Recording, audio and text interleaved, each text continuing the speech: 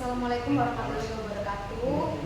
Perkenalkan, saya Jessica Cinta dengan NIM 2232560029. Di sini saya akan mempresentasikan tentang sertifikasi kompetensi akuntan muda. Next, saya akan menjelaskan 4 poin. Yang pertama ada proses kerja di Accurate. Nanti itu akan menjelaskan tentang setup, input transaksi pada Accurate dan hasil laporan pada Accurate. Yang kedua analisis dan spreadsheet. Dan yang ketiga profesionalisme dan K3. Ya, dan yang terakhir penutup. Next. Jadi proses kerja di Accurate memiliki fungsi untuk melakukan setup perusahaan di Accurate Online adalah untuk mengatur dan menyesuaikan seluruh informasi dasar yang dibutuhkan sistem agar dapat mencatat dan mengelola aktivitas keuangan perusahaan dengan benar. Saat setup ini kita mengisi data-data perusahaan, alamat, email, dan nomor handphone seperti itu. Next. Di sini ada contoh transaksi. Ini transaksi tanggal 8 Januari 2024, yaitu mencatat penjualan tunai kepada pelanggan umum dengan rincian Nivea Facial Foam sebanyak 10 pieces dengan satuan harga 35.000, Azarin Sunscreen sebanyak 20 pieces dengan satuan harga 44.000, Nuves sebanyak 40 pieces dengan satuan harga 35.000, diambil dari gudang depan. Penerimaan uang dari pelanggan ditransfer ke rekening BRI IDR. Nah, saat melakukan transaksi ini itu kita masuk ke menu pemesanan penjualan, proses, faktur, diinput rekening BRI-nya. Next.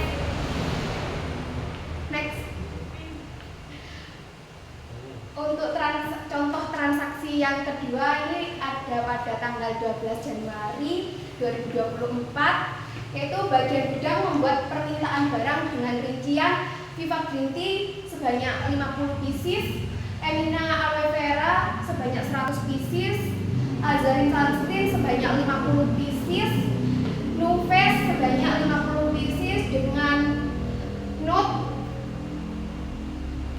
tanggal diharapkan adalah 15 Januari 2024. Nah, pada transaksi ini kita masuk ke dalam menu persediaan, lalu ke permintaan persediaan yang memproses bagian gudang dilanjutkan ke pembelian. Next. Di sini adalah laporan neraca standar. Nah, untuk jumlah kas dan setara kasnya itu sebesar 258.724.975.000 rupiah. Untuk jumlah piutang usahanya 27.784.435.000 rupiah. Untuk jumlah persediaannya itu 39.824.000 rupiah. Untuk jumlah aset lancarnya 332.442.300 rupiah. Untuk jumlah aset tidak lancarnya itu 1.843.888.000 rupiah. Lalu untuk jumlah utang atau liabilitasnya itu sebanyak 38.578.258 rupiah. Jumlah kewajiban jangka pendeknya sebesar 34.872.872 rupiah. Dan jumlah liabilitas dan ekuitasnya sebesar 1.384.442.300 rupiah. Next. Di sini ada laporan laba rugi standar. Untuk jumlah pendapatannya itu sebesar 404 Rp49.300 untuk jumlah beban pokok penjualannya sebesar Rp3.900.000 dan laba kotornya sebesar Rp804.500. Untuk pendapatan operasionalnya itu sebesar Rp9.003.000 dan jumlah laba bersihnya itu sebesar Rp892.300. Next. Di sini ada laporan perubahan modal pemilik. Jadi jumlah ekuitas pemilik sebesar Rp9.842.876. Next. Untuk perhitungan rasio, untuk menganalisis rasio keuangan perusahaan itu dibutuhkan perhitungan aset lancar dibagi kewajiban jangka pendek dikali 100%. Untuk aset lancar pada tahun 2023 itu sebesar Rp326.905.000. Untuk aset lancar tahun 2024 itu sebesar Rp332.923.040 dibagi dengan kewajiban jangka pendek tahun 2023 Rp43.300.000 dikali 100%, nanti itu ada totalnya menjadi 7,54 sekian dibulatkan menjadi 7,55. Untuk tahun 2024 current rasionya itu sebesar 6,524 sekian menjadi 6,52.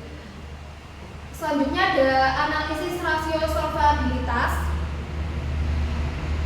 Di sini kita menghitung debt to asset rasionya atau DER.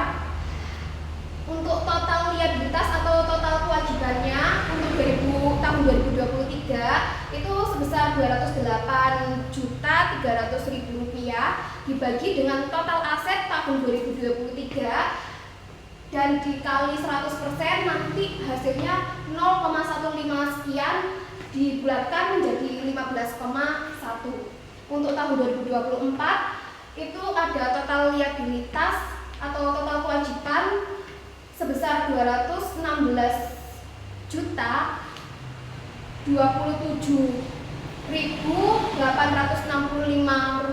dibagi dengan total aset Rp1.391.391.923.040 dikali 100% dan totalnya menjadi 0,156 sekian dibulatkan menjadi 15,6. Untuk analisis profitabilitas perusahaan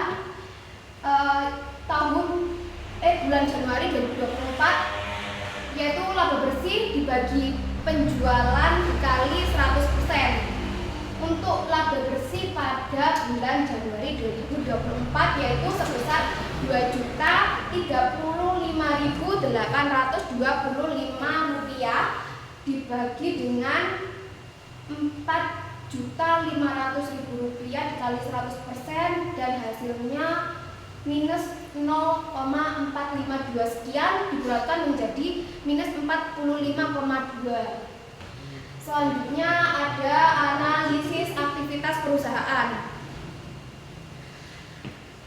Nah, di sini kita harus mengetahui HPP-nya berapa, lalu dibagi persediaan dikali 100%. Untuk HPP-nya pada bulan Januari 2024 itu sebesar Rp3.900.000 dibagi dengan 31.000.000 Rp1.931.000 dikali 100% hasilnya 0,122 sekian dan dibulatkan menjadi 0,13. Next. Di sini ada grafik pada bulan Januari 2024. Pada grafik ini bisa dilihat pendapatannya untuk minggu pertama itu naik, lalu minggu kedua itu turun, dan minggu ketiga sampai keempat itu stabil atau standar. Setelah itu untuk pengeluarannya pada minggu 1, 2, dan 3 itu stabil atau standar, lalu pada minggu keempat itu naik. Dan labanya pada minggu pertama itu naik, minggu kedua turun, dan minggu ketiga dan keempat lebih turun lagi. Next. Sikap kerja dan etika profesional akuntansi. Yang pertama, sikap kerja profesional. Teliti, disiplin, dan bertanggung jawab, menjaga kerahasiaan data klien atau perusahaan, tepat waktu dalam penyelesaian tugas. Yang kedua, etika profesi akuntansi.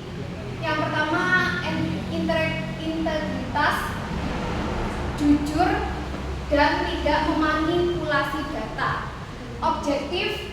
Objektivitas, bebas dari konflik kepentingan, kerahasiaan, menjaga dan tidak bocor.